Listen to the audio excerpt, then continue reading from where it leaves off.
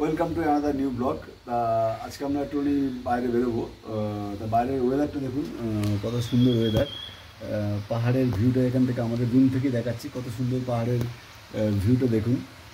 সুন্দর মেঘ সঞ্চারিত হচ্ছে তো দূর থেকে চলুন যদি। আমরা এখন বেরোবো রাস্তায়। কোথায় যাচ্ছি কি যাচ্ছি এখন কিছু বলবো না, পুরোটাই গোপন। চলুন রাস্তায় গিয়ে দেখা হচ্ছে। এখন তো আমরা বেরিয়ে পড়েছি আমাদের সফরের উদ্দেশ্যে। আমরা দেখছি কোথায় যেতে পারি। এরকম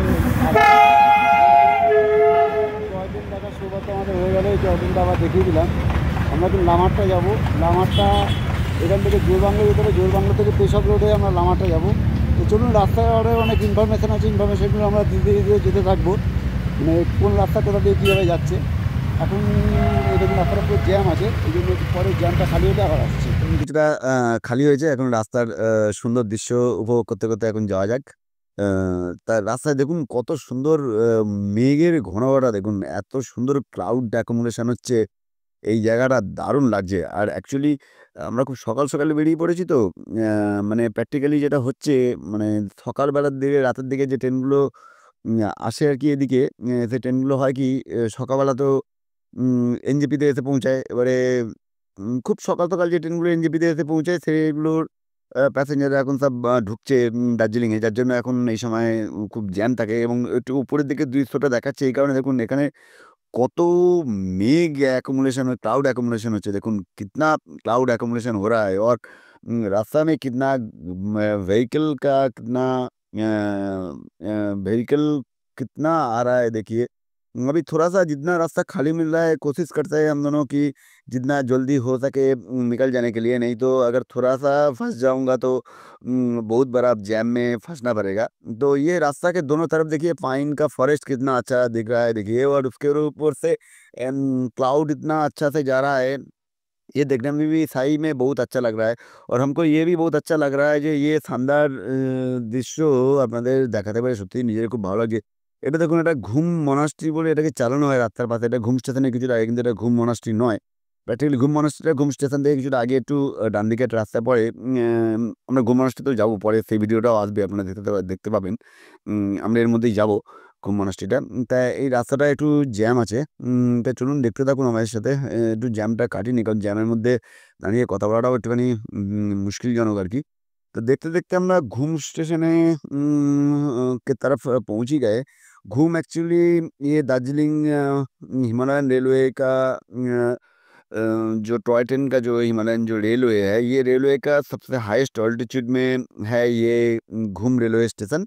सिर्फ़ हाईएस्ट ऑल्टीट्यूड में नहीं है, ये सबसे ऊपर में पड़ता है, घूम से नीचे पड़ता है दार्जिलिंग। তো চলুন আমরা দেখতে, দেখতে চলি এখন। এই ঘুম স্টেশনটা যতবার আসি ততবারই আপনাদের দেখানোর চেষ্টা করি। এই জায়গাগুলো সত্যিই খুব ভালো একটা সময়, এবং আমার আরো ভালো লাগে। एक समय था ये मेरा सर्विस लाइफ का पहला पार्ट, मैंने तो यहीं शुरू किया था। एक समय था मैं हर महीना इधर आता था, लेकिन काम के सिलसिले में आता था इसलिए घूमने का ज़्यादा मौका नहीं मिलता था। अभी तो काम के सिलसिले आया नहीं, घूमने के लिए आया हूँ, इसलिए पूरा एक्सप्लोर करूँगा मैं। और इस सफ़र में भी मेरा साथ है मेरा को-राइडर, मेरा पार्टनर सुमू। ये देखिए अभी हम दोनों आ गया है घूम से 1 किलोमीटर आगे, इस जगह को बोलता है पेशोक रोड, डाक बांग्लो मोड़। डाक बांग्लो से बाएँ तरफ जो रास्ता है पेशोक रोड बोलता है, वो रास्ता हमने पकड़ लिया। इस रास्ता पकड़ के हम दोनों सीधा जाऊँगा।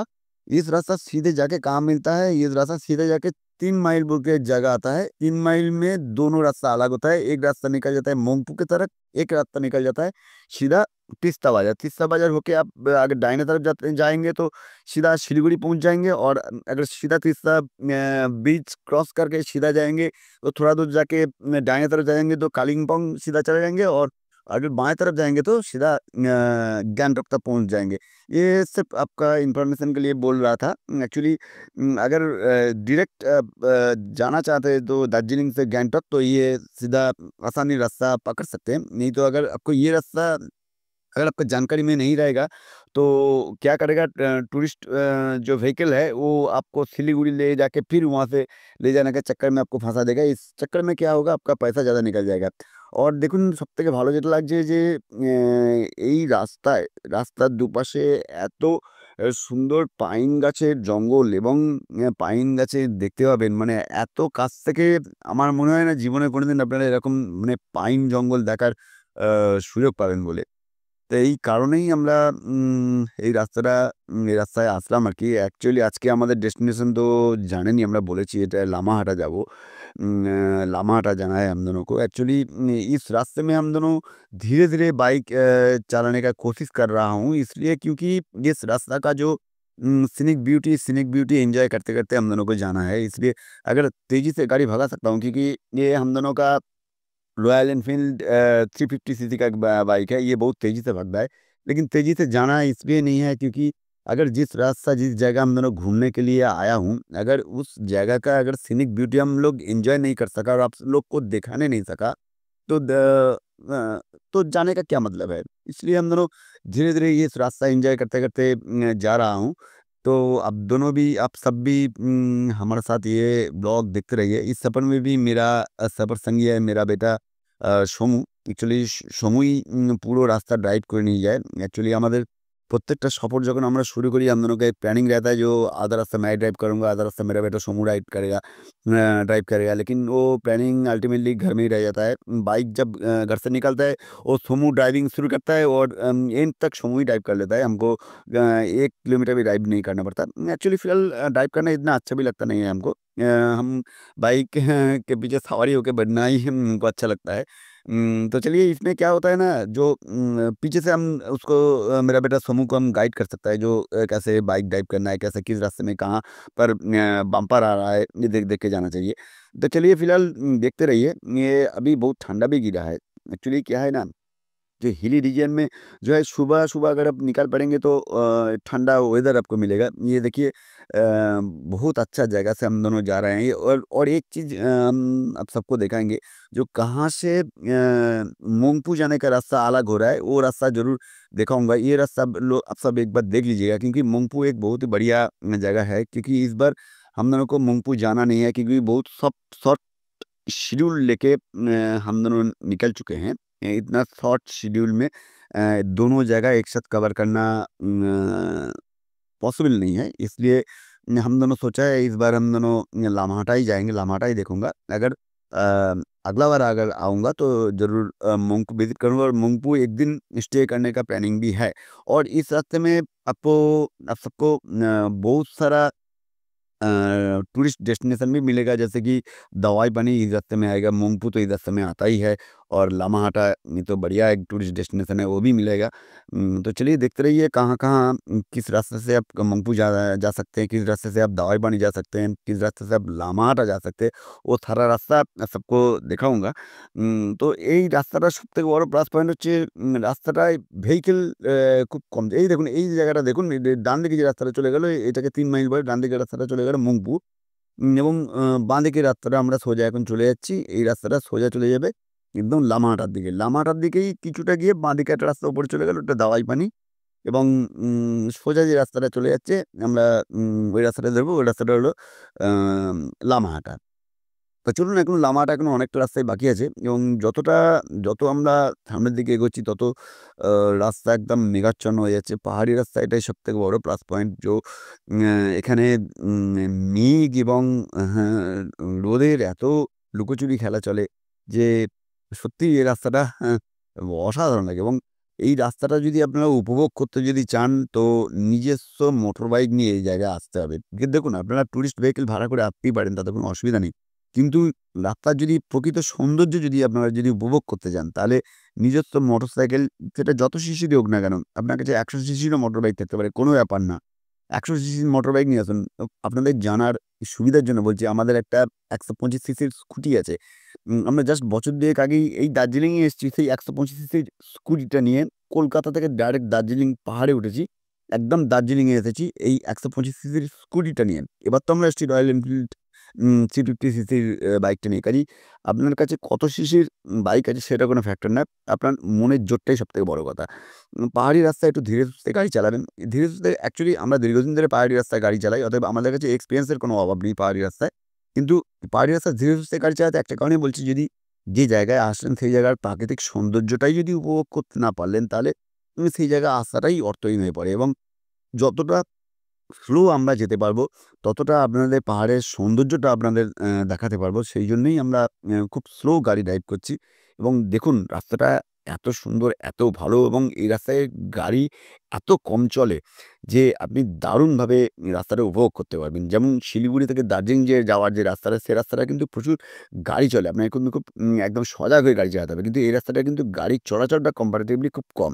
কারণ দার্জিলিং থেকে ডাইরেক্ট গ্যাংটক খুব কম মানুষ যায়। খুব কম মানুষ যায় মানে কি? একই সঙ্গে দুটো টুরিস্ট ডেস্টিনেশন সাধারণত ট্যুর প্ল্যানে খুব একটা মানুষের থাকে না যে একই সঙ্গে দার্জিলিং কভার করছে এবং একই সঙ্গে গ্যাংটক কভার করছে। হয় গ্যাংটক যায়, না হয় দার্জিলিং যায়। কিন্তু দার্জিলিং এবং গ্যাংটক একসঙ্গে কভার করে, এরকম কিন্তু খুব কমই দেখা যায়। সেই কারণেই এই ডেস্টিনেশনে কিন্তু খুব কম গাড়িই চলে আরকি। তা সেদিকটা মাথায় রেখেই আমরা এখন যাচ্ছি আজকে লামাহাটার দিকে। লামাহাটা এবার আমারও ফার্স্ট টাইম লামাহাটা। কারণ আমি এতদিন এই রাস্তাটা কাজ করেছি। কিন্তু আমাকে এই দিক দিয়ে কোনোদিন যেতে হয়নি। কারণ এদিকে তাকদা বলে একটা জায়গা আছে। তাকদাতেও আমাদের একটা হেলথ সেন্টার রয়েছে। ওখানে আমি আসতাম। কিন্তু তাকদাটা অন্যভাবে আসতাম। তখন আমাকে এই লামাহাটার এদিক দিয়ে যেতে হতো না আরকি। আ জাস্ট তাকদাটা কাজ করে ব্যাক করে চলে আসতাম। তা এনিওয়ে এই তাকদা, লামাহাটা, এই দাওয়াই পানি, মংপু এগুলো সবই খুব ভালো টুরিস্ট ডেস্টিনেশন। অ্যাকচুয়ালি দার্জিলিং যদি ঠিকমতো যদি এক্সপ্লোর করতে চান, যদি ভালোমতো যদি এক্সপ্লোর করতে চান, কমপক্ষে পাক্কা ১ টা মাস সময় লাগবে। দার্জিলিংয়ে এত ভালো, ভালো টুরিস্ট ডেস্টিনেশন আছে এবং অতি অবশ্যই নিজস্ব মোটরসাইকেল নিয়ে আসুন তাহলে কিন্তু উপভোগ করতে পারবেন জায়গাটা এবং এই রাস্তাটার সবথেকে বড় প্লাস পয়েন্ট হচ্ছে রাস্তাটা কিন্তু উঁচু, নিচু দূরেই এবং রাস্তাটা একটা জায়গা থেকে আরেকটা জায়গার ডেস্টিনেশনটা কিন্তু দৃশ্যমান মানে একদম সোজা অনেকটা রাস্তা কিন্তু আপনি একসাথে দেখতে পাবেন। রাস্তায় গাড়ি খুব কম চলে এবং রাস্তাটা আ খুব পরিষ্কার রাস্তা। রাস্তার কোনো খারাপ ইয়ে নেই। একদম কোনো বাম্পারও-টাম্পারও কিছু নেই। রাস্তা পরিষ্কার রাস্তা এবং অ্যা খুব আজকে এই মুহূর্তে আমরা খুব ঠান্ডা, ঠান্ডা ওয়েদার পেয়েছি। দারুণ ওয়েদার আমাদের আজকে পেয়েছি। তা চলুন আমাদের সাথে দেখতে থাকুন এবং এই দার্জিলিং পাহাড় আমাদের সত্যিকারের আমরা যত পাহাড়ে গেছি আমরা জাস্ট বছরখানেক আগে এর আগের বছর পুজোর সময়টাই আমরা অ্যাম কেদারনাথে ছিলাম। এই মোটরসাইকেল নিয়েই আমরা কলকাতা থেকে কেদারনাথ গেছি। সেই কেদারনাথ পুরো মোটরসাইকেল চালিয়ে কলকাতা থেকে একদম উম আ সোনপ্রয়াগ পর্যন্ত আমরা মোটরসাইকেল চালিয়ে গেছি। সেই কলকাতা থেকে সোনপ্রয়াগে যাওয়ার সমস্ত ভিডিও আমাদের চ্যানেলেই আপলোড করা আছে।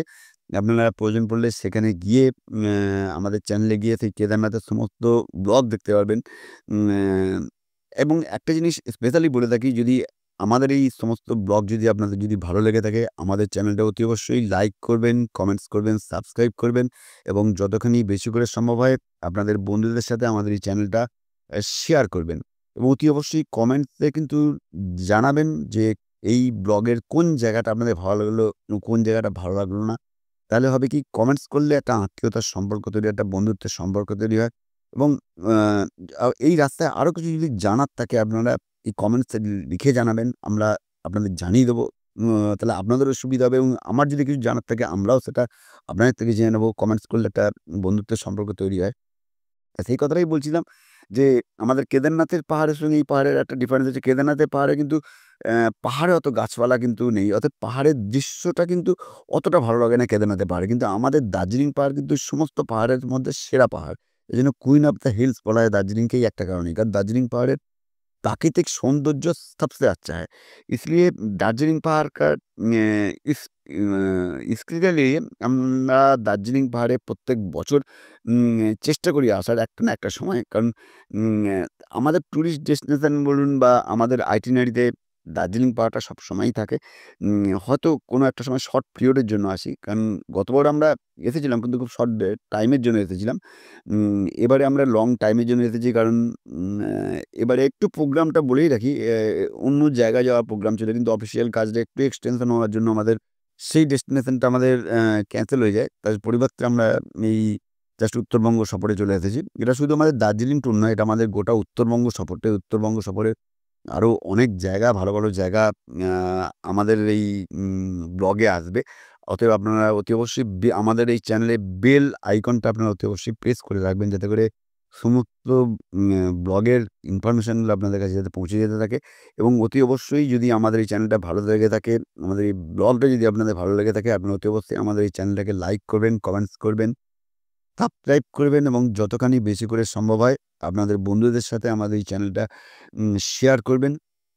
অতি অবশ্যই কমেন্টসে লিখবেন যে কোন জায়গাগুলো এই ব্লগের কোন জায়গাগুলো আপনাদের ভালো লাগলো, কোন জায়গাগুলো ইয়ে লাগলো। এই দেখুন এই জায়গাটা না দেখিয়ে আর পারলাম না। মানে অ্যাকচুয়ালি আমি এই জায়গাটাই পারফেক্টলি খুঁজছিলাম। অ্যাকচুয়ালি এইরকম ডেস্টিনেশন আমরা গত বছর যখন এসেছিলাম, আমরা পেয়েছিলাম হচ্ছে কোন জায়গাটা যেন পেয়েছিলাম? মিরিকে পেয়েছিলাম। হ্যাঁ, মিরিকে পেয়েছিলাম। মিরিকে পেয়েছিলাম একদম পাহাড়ের ঢালে একদম চা বাগান। এই জায়গাটা দেখুন একদম পাহাড়ের ঢালে চা বাগানের ধার দিয়েছে। এই জায়গাটা না দাঁড়িয়ে পারলাম না। দারুণ ল্যান্ডস্কেপ, দারুণ ল্যান্ডস্কেপ। এই জায়গাটা বস একদম না দাঁড়িয়ে পারলাম না। মানে এইরকম ধরনের ল্যান্ডস্কেপ আর কোথায় পাবেন বলুন? মানে যদি এই কারণেই তো বলছি নিজের মোটরসাইকেল নিয়ে আসুন। নিজের মোটরসাইকেল যেদিন নিয়ে এসেছি বলে দেখুন নিজের ইচ্ছা মতো দাঁড়াতে পারলাম, দাঁড়িয়ে দেখলাম, কিছুক্ষণ আমরা ছবি তুললাম, ছবি তুলে আবার জার্নি স্টার্ট করলাম।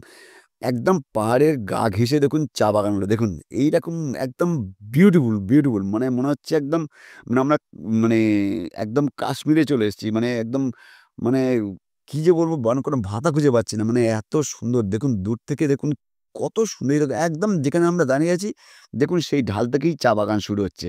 একদম এই চায়ের গুণমান হচ্ছে বিশ্বের সবথেকে সেরা। পাহাড়ি ঢালে যে সমস্ত চা গাছ হয় সেই চায়ের কিন্তু গুণগত মান বিশ্বসেরা। প্লেন্সের চা বাগানের চা কিন্তু গুণগত মান অতটা ভালো হয় না। এইটা দেখার জন্য সত্যি এতক্ষণ ধরে দাঁড়ালাম। কারণ গত বছর আগের বছর যখন আমরা এসেছিলাম মিরিকে এরকম দেখেছিলাম। আবার এই জাস্ট এই লামাহাটা যাওয়ার পথে এরকম ধরনের একটা খুব ভালো চা বাগান দেখার স্কোপ হলো এবং এত কাছ থেকে চা বাগান। আমরা তো গতবারও আমরা যখন এসেছিলাম এই সমস্ত জায়গায় আমরা জাস্ট মালবাজার, উদলাবাড়ি মানে ডুয়ার্সে কিছু জায়গায় প্রিন্সের চা বাগান দেখেছিলাম। আবার তো যেটা বললাম যে প্রিন্সের চা বাগানের চা গাছের কোয়ালিটি অতটা ভালো হয় না। এই আমরা লামাটা আমরা প্রায় পৌঁছেই গেছি। এই জায়গাটা দেখুন অ্যাকচুয়ালি বহুত ঠান্ডা তো মানে অ্যাকচুয়ালি এত ঠান্ডা হাওয়া ইনহেল হচ্ছে যার জন্য উম মানে খুব কাশি হচ্ছে আরকি। মানে অ্যাকচুয়ালি প্লেন্সের ল্যান্ডের সঙ্গে এখানকার ওয়েদারে অনেকটা ডিফারেন্স আছে এবং এই রাস্তাটা কিন্তু বেশ ঢাল মানে এবং আমরা বুঝতে পারছি আমাদের এখান থেকে ফেরার সময় যথেষ্টই কষ্ট হবে। কারণ আমরা অনেকখানি নিচে নেমে এসেছি। কারণ এটা তো একদম প্লেন্সে গিয়ে নামছে মানে একদম তিস্তা বাজারের কাছে নামছে। আমাদের ওঠার সময় অনেকখানি স্ট্রেস দিয়ে গাড়ি চালাতে হবে। গাড়ির উপর প্রচুর চাপ পড়বে। আমরা প্রায় বলতে গেলে বলতে পারেন আমরা লামাহাটার প্রায় কাছাকাছি পৌঁছে এসেছি। এখন আমাদের একটা জায়গা দেখতে হবে। জায়গা দেখে গাড়িটা আমাদের একটা পার্কিং করার ব্যবস্থা করতে হবে। সমু তুমি দেখো গাড়িটা কোথায় পার্কিং করবে? এই দেখো এই জায়গাটা এই চা বাগানগুলো এখনো দেখা যাচ্ছে। এখানে সমু তুমি একটা ভালো দেখে একটা জায়গা দেখো কোথায় গাড়িটা পার্কিং করা যায়। কারণ এখানে রাস্তার পাশে তো গাড়ি রাখা যাবে না। কারণ এই সমস্ত অ্যাডমিনিস্ট্রেশন খুব টাফ, খুব কঠিন অ্যাডমিনিস্ট্রেশন এখানে। ধরলেই গাড়ি একদম সিজ করে দেবে। তা চলুন আমরা আশেপাশে একটা দেখি কোথায় গাড়ি পার্কিং করা যায়। লামাহাটায় পৌঁছে গেছি আমরা। বাইকটা আমরা এখানে পার্কিং করলাম। এটা পার্কিং স্লট। তা এখানে পার্কিং করলাম। এখন পার্কিং করে এই লামাহাটাটা এখন আমরা কিছুক্ষণ ঘুরে দেখে তারপর আমরা এখান থেকে বেরোবো। এখানে ওয়েদারটা খুবই ভালো এবং লামাহাটা জায়গাটা সত্যি না আসলে বুঝতে পারতাম না এই জায়গাটা এতখানি সুন্দর, এতখানি ভালো। হ্যাঁ, প্র্যাকটিক্যালি এটা একটা অফবিট লোকেশান। আমরা কলকাতা থেকে বেরোনোর আগেই আমরা নর্থ বেঙ্গলে কী কী অফবিট লোকেশান, বিশেষ করে দার্জিলিংয়ে কী কী অফবিট লোকেশান আছে সেই অফবিট লোকেশানগুলোর জায়গা আমরা খুঁজে বের করানোর চেষ্টা করছিলাম। তো আমাদের লামাহাটাটা পেয়ে গেছিলাম। লামাহাটা না আসলে বুঝতেই পারতাম না যে এখানে এত ভালো লোকেশান আছে। তো আমরা বাইক পার্কিং স্লটে এই দেখুন পিছনে অনেকগুলো বাইক রয়েছে। বাইক পার্কিং স্লটে আমরা অনেকগুলো বাইক রয়েছে। বাইক পার্কিং স্লটে আমরা বাইকগুলো রেখে দিয়ে আমরা এগোচ্ছি। তো চলুন আমরা লামাহাটা পার্কে এখন যাবো, গিয়ে ঘুরবো, ওখানে দেখবো।